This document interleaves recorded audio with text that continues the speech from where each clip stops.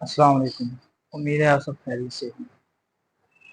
आज हम एक नया शख्स मुसलमान हुआ है, हम उसके मुतालिक एक वीडियो है, वो आप मुलाहिज़ा करें।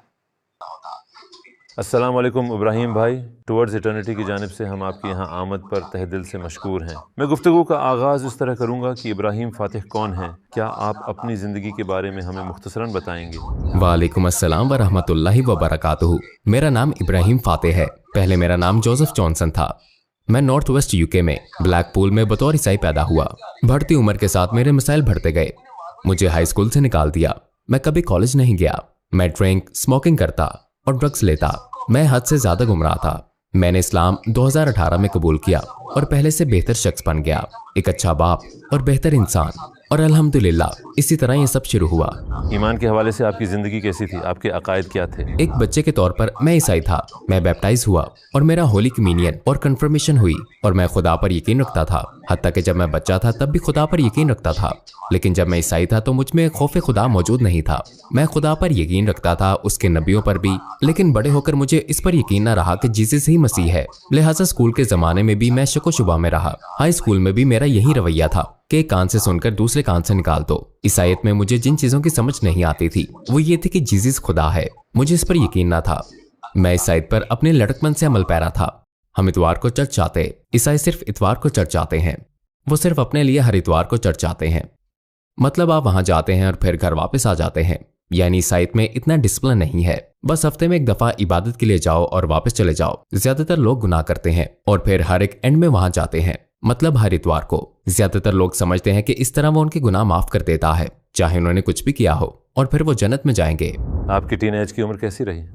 मेरा टीनेज का दौरानिया बहुत मुश्किल था क्योंकि मैं बड़ा हो रहा था और मैं समझता था कि बाहर घूमना, पार्टी करना, ड्रिंकिंग और लड़कियां, इस किस्म की चीजें मुझे खुशी देंगी। जब मैं 18 साल का हुआ तो मैंने भी पैसा, औरत, अल्कोहल और पावर जैसे रंग ढंग अपना लिए। मुझे खुद पर किसी देवता का गुमान होता था। मैं खुद को लोगों से बढ़तर समझता था। ऑनेस्टली मैं यही समझता था कि कोई मुझे टच भी नहीं कर सकता। मैं समझता था कि मैं बहुत अहम हूं और ये बहुत गलत बात थी। मुझे अपने माजी से वाकई नफरत है। मैं सोचता कि ये चीजें मुझे खुश रखेंगी क्योंकि मैं खुश नहीं था। इस दुनिया में मुझे किसी ऐसी चीज से खुशी नहीं मिली। मैं कभी भी खुश नहीं हुआ। मेरे पास दुनिया भर का पैसा हो सकता था। मेरे आसपास दसियों औरतें मंडलाती। मेरे पीछे पैसे का ढेर पड़ा होता, लेकिन मैं खुश नहीं होता। मुझे कोई चीज खुशी ना देती थी। मैं कुछ भी कर लेता लेकिन खुशी ना मिलती। जैसे जैसे मैं बड़ा होता गया उतना ही पाता गया और जितना कुछ मुझे मिलता गया मैं उतना ही नाखुश रहने लगा। मतलब मेरी हालत बदतर होती गई क्योंकि मैं समझता कि अगर ये सब मुझे खुश नहीं कर सकता तो कुछ भी खुश नहीं कर सकता।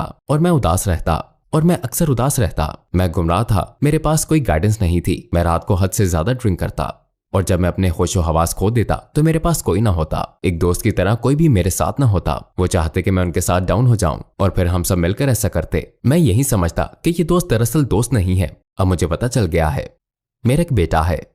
मेरी इस्तवाजी जिंदगी नाकाम रही। वो चाहती थी कि मैं क्लब ना जाऊं और ड्रिंकिंग ना करूं, लेकिन मैं क्लब जाता रहा। मैं वहां जाता रहा। मैं बहुत खुदगर्ज था। उसने मुझे छोड़ दिया। मैंने अपना बेटा भी खो दिया। मेरे वालिद भी गुजर गए। तो जब मैंने उन्हें भी खो दिया तो जैसे मैंने हर चीज खो दी, क्योंकि मेरी असल खुशी मेरे वालिद से और मेरे बेटे से जुड़ी हुई थी। और मैं ये समझता रहा कि खुशियों का ताल्लुक इन मादी चीजों से है। क्या आप इन लम्हात का जिक्र करेंगे जब आपने अपने वालिद को खोया? ये सब कैसे हुआ? जब मैं 20 साल का था तो मेरे वालिद का इंतकाल हो गया। मतलब उनकी मौत अचानक हुई। वो मेरे वाहिद बेहतरीन दोस्त थे। मैं उस वक्त अपनी गर्लफ्रेंड के घर पर था। मैं अपनी गर्लफ्रेंड के घर पर था। उस वक्त मेरा बेटा 2 महीने का था और मेरे वालिद अपने घर पर थे। मेरी बहन भी वहीं रहती थी। उसने मुझे कॉल की कि अब्बू गिर गए हैं, उनको स्ट्रोक हुआ है और उनका आधा चेहरा काम नहीं कर रहा। उनका आधा चेहरा ऐसा हो गया था जैसे नीचे लटक रहा हो। तो मेरी बहन बहुत ज्यादा परेशान थी। मैंने इस बारे में नहीं सोचा था। मेरे अब्बू अक्सर हॉस्पिटल आते जाते रहते थे क्योंकि उन्हें शुगर थी और अपना कोई खास ख्याल नहीं रखते थे, जैसे अक्सर अपने इंजेक्शन लेना भूल जाते। मैंने इस बारे में नहीं सोचा था। मैं हॉस्पिटल गया था। वो हॉस्पिटल गए थे जहां उन्होंने मेरे वालिद को बेहोशी का इंजेक्शन लगाया। मुझे सिर्फ उनका आना याद है। मेरे सारे बहन भाई आए थे। एक रश बन गया था। हम तादाद में 6 थे। तो जब उन्होंने हम सबको कमरे में पाया तो यूं बात की, मैं तुम लोगों को कैसे बताऊं, मेरी वालिदा का इंतकाल भी ऐसे ही हुआ था। मैंने कहा आप क्या कह रहे हैं? तो अब्बू को ब्रेन हेमरेज हुआ था। मुझे याद है कि सबने जोर जोर से रोना शुरू कर दिया था और मेरा जहन ये कबूल नहीं कर रहा था। मतलब वो हॉस्पिटल के बेड पर पड़े थे और मुझे वो रात अच्छी तरह याद है कि मेरी तमाम बहनें, मेरी सब बहनों को अगले दिन काम के लिए घर जाना पड़ा क्योंकि पीछे उनके बच्चे वगैरह भी थे। तो मैं हॉस्पिटल में अकेला रह गया, मतलब बिल्कुल अकेला, और मैं सारी रात उस हॉस्पिटल के चक्कर काटता रहा। फिर मैं वहीं उनके बेड के साथ खड़ा हो गया और मैंने उन पर आखिरी दफा नजर डाली। कभी कभार मुझे अपने किए पर अफसोस होता क्योंकि मैं उनके साथ नहीं रहा। इसी तरह जब मैं अपने माजी में झांकता हूं, मुझे लगता है कि जैसे उनका चेहरा मेरी आंखों में आ जाता है। लिहाजा मैंने सोचा कि मैं उनके साथ पूरी रात हॉस्पिटल में गुजारकर अच्छा कर रहा हूं। लेकिन फिर मैं सोचता हूं कि मैंने अपने आप को टॉर्चर किया। वो 24 घंटे मेरे लिए 1 साल के बराबर थे। अगली सुबह उनका इंतकाल हो गया। उनके दिल की धड़कन रुक गई। क्या वो होश में थे? नहीं, आखिरी दफा मैंने उनको होश में देखा वो उनकी बीमारी से 2 हफ्ते पहले की बात है, जब उन्होंने मुझे कॉल की। उन्होंने मुझे कॉल करके कहा आई लव यू, और मैंने कहा हाँ हाँ मुझे मालूम है। उन्होंने कहा मैं तुम्हें बताना चाहता हूँ कि मैं तुमसे कितना ज्यादा प्यार करता हूँ। मैंने कहा आप कहना क्या चाहते हैं? उन्होंने कहा मुझे तुम पर फख्र है, मुझे तुम पर बहुत फख्र है, पता है मुझे अपने पोते पर भी बहुत फख्र है। और मैंने कहा बस कर दें अब, आप क्या कह रहे हैं? फिर मैंने कहा अवेंजर्स 2 मूवी अगले हफ्ते आ रही है, हमें मार्वल पसंद है। उन्हें भी मार्वल बहुत पसंद थी। मुझे लगता है कि जैसे उन्हें एहसास हो गया था कि वो मरने वाले हैं, तभी उन्होंने मुझसे ऐसी बात की, क्योंकि वो मरने वाले थे। किसी भी अलामत और निशानी के बिना उन्होंने ये महसूस कर लिया था। उन्हें पता चल गया था और महसूस हो गया था। मेरे ख्याल से वो कुछ हफ्ते पहले डॉक्टर्स के पास गए थे और जान गए थे, लेकिन हमें नहीं बताना चाह रहे थे। मैं इसके लिए तैयार नहीं था। मैं इस दुनिया का सामना करने के लिए तैयार नहीं था। वो हमें छोड़ गए और मैं कबूल नहीं कर रहा था। हालांकि मेरी उम्र 20 साल थी, लेकिन उस वक्त मेरी ज़हनी हालत 16 साल के लड़के जैसी थी। पता है उनके गुजरने के बाद मैंने बहुत स्ट्रगल की। मुझे जिंदगी गुजारना नहीं आता था। मुझे नहीं पता था कि मैं किराया कहाँ से अदा करूं, इसलिए मैं अपने दोस्तों के साथ निकल जाता और मुश्किल में पड़ जाता और दूसरे गलत काम करता। आखिरकार मैं बेघर हो गया और चोरियां करने लगा, दुकानों और लोगों से नहीं, लेकिन मैं ऐसी जगहों पर जाता। पता है उनके गुजरने के बाद मैंने बहुत स्ट्रगल की। मुझे जिंदगी गुजारना नहीं आता था। मुझे नहीं पता था कि मैं किराया कहाँ से अदा करूं, इसलिए मैं अपने दोस्तों के साथ निकल जाता और मुश्किल में पड़ जाता और दूसरे गलत काम करता। आखिरकार मैं बेघर हो गया और चोरियां करने लगा, दुकानों और लोगों से नहीं, लेकिन मैं ऐसी जगहों पर जाता जैसे हैरड्स और इसी किस्म की जगहों पर, जहां किसी को कोई ज्यादा फर्क ना पड़ता, सिर्फ किसी मिलियनेयर से चुराता। उस वक्त ना तो मेरे पास पासपोर्ट था और ना ही कोई बैंक अकाउंट था। अपने मुल्क की गवर्नमेंट वाली आईडी भी नहीं थी। मतलब मैं इस सिस्टम में फंस गया था। आईडी नहीं तो जॉब भी नहीं। मैं प्रोग्रेस नहीं कर पा रहा था और बैंक अकाउंट खोलने के लिए पैसे भी ना थे और पैसा कमाने के लिए अकाउंट नहीं था। तो इसलिए मुझे वो काम भी करने पड़े जो मैं नहीं करना चाहता था। तो उन्होंने मुझे हॉस्टल में डाल दिया, ऐसी जगह जहां सिर्फ बेघर लोग या फिर जेल से छूट कर आने वाले रहते हैं। लेकिन मुझे याद है कि उन्होंने मुझे हल सिटी के विलियम बूथ में डाला था। आपने घर क्यों छोड़ा? आपका कोई घर नहीं था? क्योंकि घर तो गिरवी था। घर गिरवी रखा हुआ था और वो बिक गया। और जब अब्बू का इंतकाल हुआ तो मैं कर्जों में डूब गया। हम पर 5000 यूरो का कर्जा चढ़ गया। मेरे वालिद के जिम्मे एक चीज के लिए रकम वाजिबुल अदा थी, लिहाजा हमें उसकी अदायगी करना थी। तो आपको घर बेचना पड़ा? जी हाँ, और वो एक ही हफ्ते में बिक गया। और फिर आप बेघर हो गए? जी हाँ। और बाकी सारी फैमिली? मेरी फैमिली में सबके अपने घर बार थे। मैं अपने अब्बू के साथ रहता था और वो लोग अपने बॉयफ्रेंड्स और बच्चों के साथ रहते थे। तो वहीं अना और इज्जत का मसला, मैं मदाखलत नहीं करना चाहता था। मैं अपनी बहनों पर बोझ नहीं बनना चाहता था, लिहाजा मैंने अपनी मदद आप पर ही इक्तफा किया। आखिरकार उन्होंने मुझे विलियम बूथ में डाल दिया। वो जगह अच्छी नहीं थी, लिहाजा मैंने एक के बाद एक कई हॉस्टल बदले और फिर मैंने डाउनहिल जाना शुरू कर दिया और गलत किस्म के लोगों से ताल्लुक रखने लगा। और फिर मेरी जिंदगी बिल्कुल बदल गई।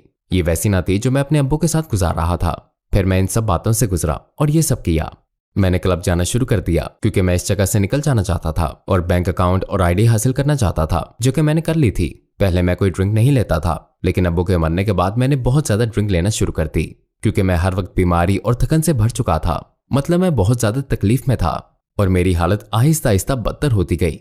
और फिर दूसरी चीजें भी करने लगा, पार्टियां अटेंड करना, क्लब वगैरह जाना। और फिर मैंने ड्रिंकिंग के अलावा ऐसे काम भी शुरू कर दिए जो मुझे बताना भी पसंद नहीं। तो ये सब मैंने क्लब में किया। क्या आप कभी स्ट्रीट पे सोए? तो वो तजुर्बा कैसा रहा? जी हाँ, ऐसा हुआ। बिल्कुल भी अच्छा नहीं था।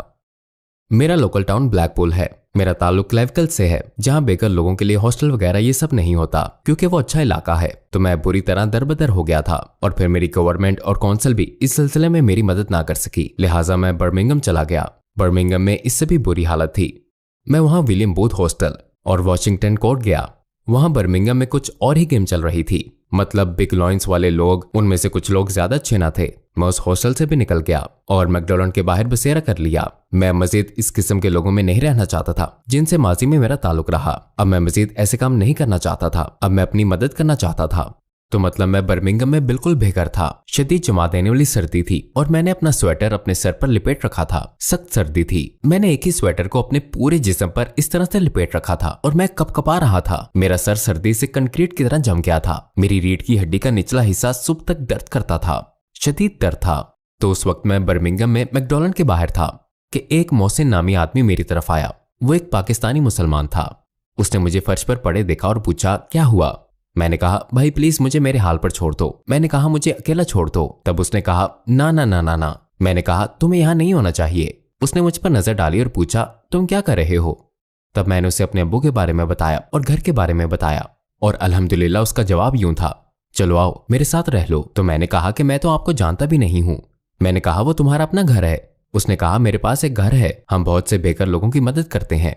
तो वहां एक घर था जिसमें वो जरूरतमंद लोगों को कमरा देते थे। उस घर में कमरा खाली था तो उसने मुझे वहीं रहने के लिए दे दिया। तो उस वक्त मैंने उससे पूछा, क्यों, तुम ऐसा क्यों कर रहे हो? उसका जवाब था, सिर्फ अल्लाह ताला के लिए। और जब उसने ये कहा तो मैं मुस्कुरा कर रह गया। उस वक्त मुझे इस बात की समझ नहीं आई थी, क्योंकि जिंदगी भर मेरा जिन लोगों से ताल्लुक पड़ा था वो बदले की तोको बगैर किसी के लिए कुछ भी अच्छा ना करते थे। अपनी तरफ से किसी पर कोई मेहरबानी नहीं करते थे। ये बहुत अच्छा था। तो मेरी जिंदगी में ये पहला मौका था जब किसी ने दिल की गहराइयों से खुलूस के साथ मेरी मदद की, क्योंकि वो सिर्फ मेरा भला चाहते थे। तो फिर ऐसा क्या हुआ कि आपने मस्जिद इस्लाम की तरफ कदम बढ़ाए? जी हाँ, मैं उस वक्त इस्लाम के बारे में इतना कुछ नहीं जानता था। मैं हाई स्कूल में कॉन्स्टेंटिनोपल पढ़ी थी। मेरे भाई मोहसिन ने 1 महीने तक वहां रहते हुए कभी इस्लाम का जिक्र नहीं किया। लोग कहते हैं कि मेरी ग्रूमिंग हुई है, यानी मुझे इस्लाम कबूल करने के लिए प्रेशराइज और मैनिपुलेट किया गया है, या फिर समझते हैं कि मैं एक जेल में हूँ। मतलब ये सब बातें गलत हैं। ये भाईचारा था। उन्होंने मुझे सहारा दिया दोबारा जिंदगी की तरफ वापस लाने के लिए, एक इंसान के तौर पर अपने कदमों पर खड़ा होने के लिए। उन्होंने एक दफा भी कुरान के बारे में जिक्र नहीं किया। मैं कसम खाकर कह सकता हूँ, वल्लाह उन्होंने एक दफा भी ऐसा कुछ नहीं कहा। उन्होंने सिर्फ मुझे मेरे कदमों पर खड़ा किया। मतलब मुझे जिम जाने और अपने मामूल ठीक करने में मदद की। हालांकि मैं मेंटली बहुत मजबूत था, लेकिन जिंदगी के इस मोड़ पर जिस हालत में मैं उन लोगों को मिला, उस वक्त मैं बहुत बिखरा हुआ, टूटा हुआ और टुकड़ों में बटा हुआ था। तो सिर्फ जिम जाने से भी मेरे कॉन्फिडेंस पर बहुत असर पड़ा। फिर भाई ने आहिस्ता आहिस्ता मुझे बर्मिंघम में बाहर ले जाना शुरू किया। मैंने हॉज हिल, हैंड्सवर्थ जाना शुरू कर दिया। वहां सब मुझे जानने लगे। हालांकि मैं मुसलमान भी नहीं था, लेकिन वो सब मुझे भाई कहकर पुकारते और मोहब्बत से गले मिलते। ये ऐसा था जैसे मुझे फैमिली मिल गई हो। और माशाल्लाह ये बहुत अमेजिंग और खूबसूरत एहसास था। मेरी पूरी जिंदगी की ख्वाहिश यही थी कि कोई मुझे गले लगाए, और ये चीज मुझे इस्लाम और इस भाईचारे में मिली। और इस बात ने वाकई मुझे इस्लाम की तरफ माइल कर दिया। मुस्लिम कम्युनिटी में जो भाईचारा मुझे मिला वो मैंने कहीं और नहीं पाया। मैं अपने दोस्तों पर भी भरोसा न करता था, क्योंकि वह हमेशा मेरे साथ बदनीयती करते थे। मेरा गलत मतलब न लें, सारे मुसलमान परफेक्ट नहीं होते, लेकिन उनमें से ज्यादातर खौफ खुदा रखते हैं। हमने मजहब पर बात करना शुरू की। मुझे रिलीजियस और फिलोसफिकल डिबेट्स बहुत पसंद हैं। मुझे इंसानियत की हदों में रहते हुए किसी भी मौजू पर डिबेट करना बहुत पसंद है, चाहे ईसाईयत की बात करें या मजहब की बात करें। ये ऐसा है जैसे हमें एक अपना छोटा सा स्पीकर कॉर्नर मिल जाए। फिर उन्होंने मुझे बताया कि मैं अली दावा, हमजा डैन, मोहम्मद हिजाब को देखूं। मैंने उन्हें बताने की कोशिश की कि बाइबल क्यों मुस्तनद है, लेकिन मैं कुछ न कह सका। मतलब अल्हम्दुलिल्लाह मैं कुछ नहीं कह पाया। आप जी हाँ, बाइबल का मैं दिफा मुत्तफिक करना हूं। चाहते थे? मैं दिफा तो नहीं कर रहा था, लेकिन जब मुझे लगा कि वो लोग कुरान मजीद को मुझ पर लागू करने की कोशिश कर रहे हैं, तो उस वक्त मैंने एक दिफाई किस्म का रवैया अपनाया। क्योंकि मैं उस वक्त भी ईसाई ही था, लेकिन मैं कुछ भी ना कह पाया और मैं बस उनकी हर बात से एग्री करता गया। इस्लाम से पहले मैं ये बात नहीं जानता था कि हम एक जैसे खुदा पर यकीन रखते हैं। मुझे नहीं पता था कि हमारे वो नबी जिन पर हम यकीन रखते हैं वो भी एक जैसे हैं। मैं वाकई यही समझता रहा कि वो लोग किसी और ही बात पर यकीन रखते हैं। और जब मैं दावा को देखना शुरू किया तो मुझे हर बात का मतलब समझ में आने लगा। जैसा कि आपको मालूम है कि माशाल्लाह ये बहुत खूबसूरत एहसास था कि हम जिन नबियों पर यकीन रखते हैं वो एक ही हैं। मुझे बहुत हैरत हुई और मैं शौक था कि ये बात सारी जिंदगी मुझसे कैसे छुपी रही। मैं कैसे ये बात ना जान पाया, और मेरी सारी जिंदगी झूठ थी। वल्लाह मुझसे सारी जिंदगी झूठ बोला गया। जैसे सोशल मीडिया पर प्रोपोगंडा वगैरह, दूसरे लोगों की बातें सुनना कि वो क्या कहते हैं। मैं तो बहुत लाइल्म था, मुझे मिसगाइड किया गया। फिर मैंने अपना माइंडसेट बनाना शुरू कर दिया, और फिर मैंने एक वजह से, वाहिद इसी वजह से कुरान में सच्चाई को पा लिया। ये वो मकाम था कि जहां मैंने जान लिया कि सच्चाई कुरान में है, जहां मैं कह सकता था कि ठीक है, यही मुस्तनद किताब है, यही सच्चाई है। कुरान मजीद हिफ्स करना। अगर कोई भी कुरान मजीद में तहरीफ की कोशिश करता है तो मुसलमानों को पता चल जाता है। अगर आप किसी ईसाई से बाइबल का एक सफ़ा पढ़ने का कहें तो वो ऐसा नहीं कर पाएंगे। तो ऐसी मोहब्बत और जज्बे के साथ कलाम इलाही के सच्चे प्रोटेक्टर्स यही हाफिज़े कुरान है। और पर्सनली मेरे लिए ये हाफिज ही था जिसने ये साबित किया कि उन लोगों के दिलों में इस कलाम के लिए, किताब के लिए कितनी मोहब्बत है। वो इसको हिफ्स करेंगे और अपनी जिंदगी इसके लिए वक्फ कर देंगे। और मेरे लिए ये बात एक बहुत बड़ी सनद थी। मैंने दूसरे भाइयों से मिलना शुरू किया और दावा देखना शुरू किया। फिर मैं सीखने के लिए जाने लगा। मस्जिद में नमाज सीखने और पढ़ने के लिए गया। ये मेरे मुसलमान होने से पहले की बात है। मैं ये तजर्बा करना चाहता था। मेरा मतलब है कि मैं वाकई इंटरेस्टेड था। आपको मस्जिद में जाने के लिए मुसलमान होने की जरूरत नहीं है। हर कोई वेलकम करता है। अगर आप ईसाई भी हों, सबको अंदर जाने की इजाजत है, कोई मसला नहीं, अल्हम्दुलिल्लाह। मैं सिर्फ जाकर देखना चाहता था। जब मैं पहली दफा मस्जिद गया तो मैं बहुत नर्वस और खौफजदा था। मैं इसलिए नर्वस था क्योंकि मैं डर रहा था कि ये लोग मुझे कबूल नहीं करेंगे। जब मैं अंदर गया तो सब लोग मेरी तरफ आए, मुझसे गले मिले और मेरी पेशानी चूमी। उन्होंने मुझे गले लगाया और कहा सलाम।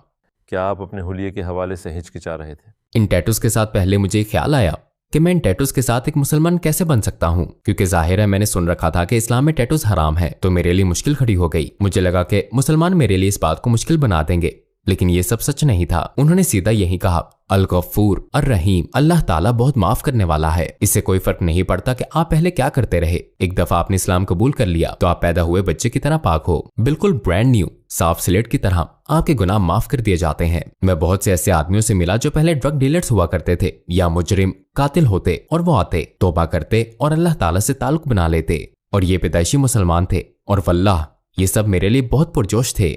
मेरा जज्बा भी बुलंद हुआ और मैंने उनको म्यूचुअल अंडरस्टैंडिंग से सुना। पता है यूके में हम एक ही जगह से आते हैं, हम में से बहुत से, और ये वो लोग हैं जिन्होंने इस्लाम के जरिए अपनी जिंदगी की इस्लाह की। इस बात ने मुझे बहुत अपील किया। मैंने कई दफा लोगों को मेंटल काउंसलिंग के लिए रिहैबिलिटेशन से गुजरते हुए देखा। मैंने लोगों को इस किस्म की रिहैबिलिटेशन की कोशिश करते देखा है, चाहे वो मेंटल हेल्थ की हो या ड्रग्स की लत की हो, कुछ काम नहीं आता। मेरे साथी तजर्बे के मुताबिक इस्लाम वाहिद साबित शुदा रिहैबिलिटेशन की किस्म है जो एक इंसान को बदल सकती है, उसको अंधेरों से निकालकर उसके दिल जेन्युइन को बदल देती है और सिर्फ मोहब्बत से भर देती है। और वल्लाह अल्हम्दुलिल्लाह मैंने ऐसा पहले कभी नहीं देखा। मतलब ये सब माशाअल्लाह माशाअल्लाह मैंने पहले कभी नहीं देखा था। इसने मुझे बहुत मुतासिर किया। इस वक्त मैं डॉक्टर जाकिर नाइक को देख रहा हूँ। मैं टोपी और जुब्बा भी पहन रहा हूँ। हालांकि जब मैं पूरा मुसलमान भी नहीं हुआ तब भी कसीदा बुर्द शरीफ सुन रहा हूँ। मतलब मैं हर चीज सुन रहा हूँ अल्हम्दुलिल्लाह। फिर मैं कहता हूँ मोहसिन, उसका एक बेटा जकरिया भी था। मैंने कहा मैं कलमा शहादत पढ़ना चाहता हूँ, मुसलमान होना चाहता हूँ। और फिर आपने शहादत देने का इरादा किया? शहादत देने का इरादा किया और फिर शहादत देने के लिए मैं बर्मिंघम की ग्रीन लेन मस्जिद में गया। मुझे अभी भी कल की बात लगती है। मैंने मोहसिन के बेटे को शहादत देने के लिए अपने साथ लिया क्योंकि वो मुझसे एक भाई की तरह मोहब्बत करता था। दूसरा, मैं उसके ज़ेरे तरबियत था। वो मुझे भी वो सारी चीजें सिखा रहा था जो उसके वालिद ने उसे सिखाई थी। वो मुझे इस्लाम और कुरान के बारे में सिखा रहा था। मुझे उससे बहुत मोहब्बत थी। वो मेरे दीन का हिस्सा है। तो जब मैं वहां पहुंचा, वल्लाह मुझे ऐसा लगा, मतलब ये एहसास उस वक्त भी पैदा नहीं हुआ जब मैं ईसाई था। जब मेरे अब्बू का इंतकाल हुआ उसके बाद मैं सारे बुरे काम करता और मैं उन्हें बुरा भी समझता। मैं तौबा करने की कोशिश भी करता कि ऐ खुदा मेरी मदद कर, मुझे ऐसी सिचुएशन में डाल दे जहां मैं बुराई से निकलकर कुछ अच्छे काम कर सकूं। मैं तौबा की कोशिश करता, कन्फेशन कहता। एक दफा मैं कन्फेशन के लिए गया और बॉक्स में मौजूद आदमी के सामने अपने गुनाहों का इतराफ किया। उस वक्त भी मैं सोचता था कि ये सही नहीं है। मुझे खुदा से माफी मिलने का एहसास नहीं होता था। खुदा वाली कैफियत नहीं महसूस होती थी। मुझे महसूस नहीं होता था कि खुदा मेरी दुआओं का जवाब दे रहा है। लेकिन जब मैंने शहादत दी, अशहदु अल्ला इलाहा इल्लल्लाह व अशहदु अन्ना मुहम्मदुर रसूलुल्लाह, तो पता है मुझे वाज़े तौर पर माफी और सुकून का एहसास हुआ। जब मैंने ये कर लिया तो मुझे अपना आप नौज़ायदा बच्चे की तरह लगा। एक नौज़ायदा बच्चे की तरह मुझे खुशी महसूस हुई। माशाअल्लाह माशाअल्लाह। मुझे एक मोहब्बत भरे एहसास ने घेर लिया और वहां मौजूद सब भाइयों ने मुझे गले लगाया। लेकिन सबसे बढ़कर यह था कि मुझे वाकई माफी का एहसास हुआ और मुझे इसी एहसास की तलाश थी। माफी का एक एहसास जिसके बल पर मैं नई स्लेट शुरू कर सकता था, जहां मेरा माजी मेरे पीछे से झांक कर मुझे टॉर्चर नहीं कर सकता था, मतलब मुझे अजियत नहीं दे सकता था, क्योंकि अल्हम्दुलिल्लाह अल्लाह ताला की जात बहुत माफ करने वाली और रहम दिल है। आपके कबूल इस्लाम पर आपकी फैमिली और क्लोज सर्कल का क्या रिएक्शन था? पहले तो मेरी अम्मी ने कॉल की, मेरी बहन ने कॉल की। उन्होंने मुझे समझाया कि मैं एक दहशतगर्द बन जाऊंगा। वो समझ नहीं पा रही थी, इसलिए शुरू में उन्होंने ताउन नहीं किया, मनफी अंदाज में भी नहीं। मेरी बहन ने भी यही कह दिया। लेकिन वल्लाह अब वो सब मेरी हौसला अफजाई करते हैं और मेरी वालिदा मुझे बताती हैं कि उन्हें मुझ पर कितना फख्र है। और माशाअल्लाह मेरी हमेशा से यही ख्वाहिश थी। आप नहीं समझ सकते कि कितना अच्छा है, मतलब आपकी वालिदा आप पर फख्र करे और आपकी फैमिली आपका साथ दे। तो अल्हम्दुलिल्लाह इस्लाम और कुरान मजीद की बदौलत मुझे फैमिली और फैमिली की मोहब्बत वापस मिल गई। मुसलमान बनने के बाद लोग आपके टैटूज को देखकर कैसा रिएक्ट करते हैं? ये कुछ मिली जुली सी राय है। अब बहुत से लोग तो अल गफूर और रहीम जैसा परसेप्शन रखते हैं। उन्हें कुरान मजीद और अल्लाह ताला की सिफात का बखूबी इल्म है। अल हुक्म जज है, लिहाजा किसी को जजमेंट का हक नहीं। लेकिन बाज़ औक़ात जब मैं उम्रे पर जाता तो कुछ आंटियां ऐसी होती, मैं कहता आंटी मुझे अफसोस है। अस्तगफिरुल्लाह, आपको ऐसे अंकल्स भी मिलते हैं जो अफसोस करते हैं। लेकिन पता है अंकल और आंटियां ऐसा करते हैं तो मैं उन्हें बता देता हूं कि मैं नो मुस्लिम हूं। वो कहते हैं माशाअल्लाह माशाअल्लाह जज़ाकल्लाह खैर। मैं कहता हूं देखें आप ऐसा मत करें क्योंकि मैं नो मुस्लिम हूं। अगर ये किसी पैदाइशी मुसलमान की गलती होती, कम ऑन, मैंने कहा अल हुक्म। पुरानी आदतों से छुटकारा पाना मुश्किल साबित हुआ? क्या आप समझते हैं कि किसी को उस वक्त तक मुसलमान नहीं होना चाहिए जब तक वो अपनी पुरानी जिंदगी की तमाम बुराइयां छोड़ने पर राजी ना हो? तमाम नो मुस्लिम या बेअमल लोग जो दीन की तरफ आना चाहते हैं, बेबी स्टेप लें। चीजों को इस तरह से ना देखें जैसे जैसे आप रास्ता तय करते हैं सीखते जाते हैं। पता है कोशिश का भी डबल सवाब मिलता है। जी हाँ, 100%। और मेरे नजदीक लाइफस्टाइल में एक बड़े चेंज के लिए 2 साल चाहिए। इसमें 2 साल लग ही जाते हैं। इसमें एडजस्ट होने के लिए, सुन्नत अपनाने के लिए, म्यूजिक, इस तरह की बहुत सारी छोटी छोटी बातें हैं। तो बहुत सी चीजें हैं ठीक, लेकिन अपने आप को मुशक्कत में ना डालें।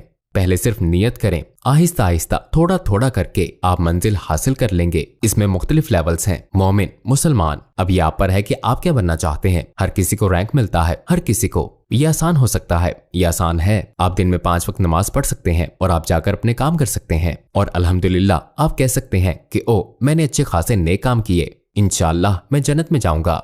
मेरे एक दोस्त ने मुझे बताया कि हम में से कोई भी जन्नत में इसलिए नहीं जाएगा कि उसने अच्छे काम किए, बल्कि अल्लाह ताला के रहम की वजह से जाएगा। और पता है हम हजरत मोहम्मद सल्लल्लाहु अलैहि वसल्लम से जितनी ज्यादा मोहब्बत करेंगे उतनी ही हम में बेहतरी आएगी, लेकिन ये वक्त के साथ आएगी। तो मैं यही कहूंगा कि अगर आप पर टैटू भी बने हुए हैं तो भी इस्लाम सबके लिए है। ये उन सबके लिए जीरो है जिसे इसकी जरूरत है। इससे कोई फर्क नहीं पड़ता कि आप कहां से हैं। कोई मसला नहीं कि आपने माजी में क्या किया। हत्ता कि आप ड्रिंकिंग भी करते हो तो सिर्फ दुआ मांगे और अस्तगफिरुल्लाह कहते हैं। इसी दौरान अगर आप वाकई आखिरत में जन्नत में जाना चाहते हैं और आप इसे अपनाते हैं तो इस्लाम कोई मजाक नहीं। तो जब हम नमाज पढ़ते हैं और कुरान मजीद को गौर से पढ़ते हैं तो हमें इससे मोहब्बत हो जाती है। इस मुकाम पर आप ये सब कुछ अल्लाह ताला के लिए करते हैं। डोंट वरी, अगर आप ड्रिंक करते हैं मुझे यकीन है कि अल्लाह ताला गाइड करेगा इंशाअल्लाह। क्या आपको किसी ऐसे गैर मामूली वाक़े का तजुर्बा हुआ जब आपने महसूस किया कि आपका अल्लाह ताला से बहुत खास ताल्लुक है? ऐसे वाकयात में से एक पिछले साल हुआ था जब मैं बहुत अकेला था। मैं हल सिटी में था। वहां मैंने एक मस्जिद जाना शुरू किया और फिर मैंने टिकटॉक पर एक वीडियो बनाई सिर्फ ये कहने के लिए कि मैं एक मुसलमान हूँ। 1 साल पहले की बात है, शायद 9 महीने पहले। और फिर मुझे याद है कि मैं जागा तो टिकटॉक पर मेरे फॉलोअर्स 1 लाख हो गए थे और फिर वीडियो वायरल हो गई और मुझे बहुत मोहब्बत भरा एहसास हुआ, जैसे मेरी दुनिया पर उम्मत की मोहब्बत के दरवाजे खुल गए। उस वक्त भी मुझे डर था कि पता नहीं ये लोग मुझे कबूल करेंगे या नहीं, और मैं इस्लाम के बारे में बहुत ज्यादा पुरजोश था। इसलिए मेरी हमेशा से यही ख्वाहिश और कोशिश रही कि मैं दूसरे लोगों को भी इस्लाम के बारे में बताऊं कि कितना अमन पसंद मजहब है। और जब से मैं ऑनलाइन हुआ हजारों लोगों ने टैटूज के हवाले से मेरे लिए दुआ की। इस बात ने मुझे मजीद स्ट्रेंथ दी और मेरे दिल में बेतहाशा सुकून उतरा। और इसके बाद से मुझे हजारों लोगों की मेल्स आई जिसमें उन्होंने बताया कि उन्होंने मेरी वीडियोस देखकर शहादत पढ़ ली थी, क्योंकि मैंने अपनी वीडियो से उनको बताया कि इस्लाम एक अमन पसंद मजहब है। और फिर लाइव और डायरेक्ट देखने से उनको समझने में आसानी हुई। जब से मैंने वो पहली वीडियो बनाई तब से हजारों लोगों ने मीडिया पर मुझे मैसेज किए। कुछ गैर मुस्लिम थे, कुछ ने शहादत पढ़ ली थी या कुरान मजीद लिया था और इस्लाम की स्टडी कर रहे थे। वो चाहते थे कि मैं उन्हें मजीद सिखाऊं, लिहाजा मैंने उन 9 मुस्लिमों को गाइड किया। मेरी ख्वाहिश थी अल्लाह ताला उनकी हिफाजत करे और मुझे जब कभी मौका मिला तो मैं उनके पास जाकर उनके लिए कुछ करूं, तो मैं वहां जाऊंगा इंशाअल्लाह। आप कई दफ़ा उम्रे पर गए, लेकिन जब आप पहली दफ़ा उम्रे पर गए तो आपको किस चीज़ ने सबसे ज़्यादा मुतासिर किया और क्यों? जब मैं मस्जिदुल हराम गया तो मैं वहां हर मुल्क से, हर नस्ल और हर रंग के बहुत सारे लोगों को एक जगह पाया। मैं जानता था कि यही जवाब है। लोग अल्लाह ताला के लिए ज़ियारत करने आए थे। वेटिकन की तरह नहीं जहां लोग सिर्फ पॉप को देखने आते हैं, वो सिर्फ अल्लाह ताला के लिए वहां आए थे। ये सच्चे मुत्तकी मुसलमान थे। यही नस्ली तासुब का जवाब और उसका हल था। ये दुनिया का अमन है और मेरे लिए वो लम्हा बहुत बड़ा था। इस्लाम हर चीज का इलाज है, ये हर मसले का हल है, ये जिंदगी में गाइड की तरह है, ये ज़ाब्ता हयात है। मुझे अपना भाई अनस याद है, मैं उससे मोहब्बत करता हूँ। वो दागिस्तान से है उसने मुझे स्विस होटल मक्का से कॉल की और कॉल करके मुझे काबा दिखाया। ये काबा है और मैंने आपके लिए दुआ की है, मैं आपके लिए उम्र अदा करने जा रहा हूँ। मुझे याद है कि वो मुझे मदीने ले गया। इस तरह हमने हिजरत दोहराई। हम मस्जिद नबवी गए, लेकिन हमने मदीने में नियत की और सारे रास्ते ड्राइव किया। सिर्फ वो कार का सफर मैं कभी नहीं भूल सकता। उन तमाम जगहों पर जाना, उन तमाम मकामात पर रुकना और सब कुछ जिसके बारे में हमने बात की और मुझे बताना कि किस तरह दुआएं पढ़नी है। तो मतलब ये सब कुछ बहुत स्पेशल था क्योंकि पहली दफा था। मुझे महसूस हुआ कि मैं ही क्यों, मैं बहुत खुश था।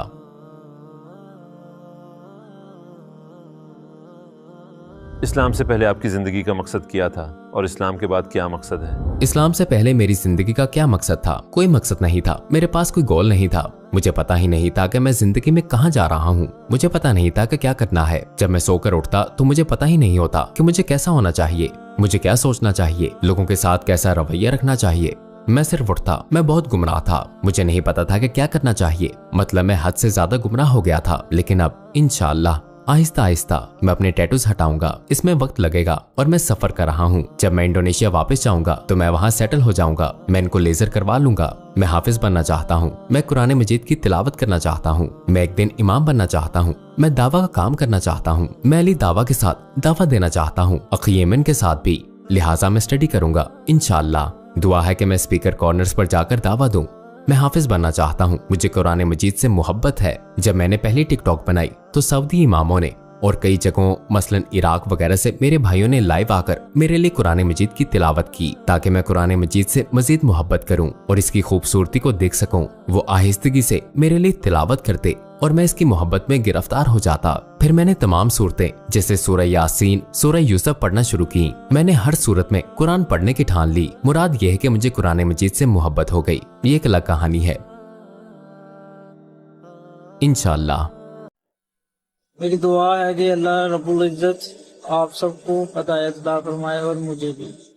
अल्लाह पाक आपके जान, माल, सेहत, उम्र, इज्जत और खलूस में बरकत अता फरमाए। शुक्रिया।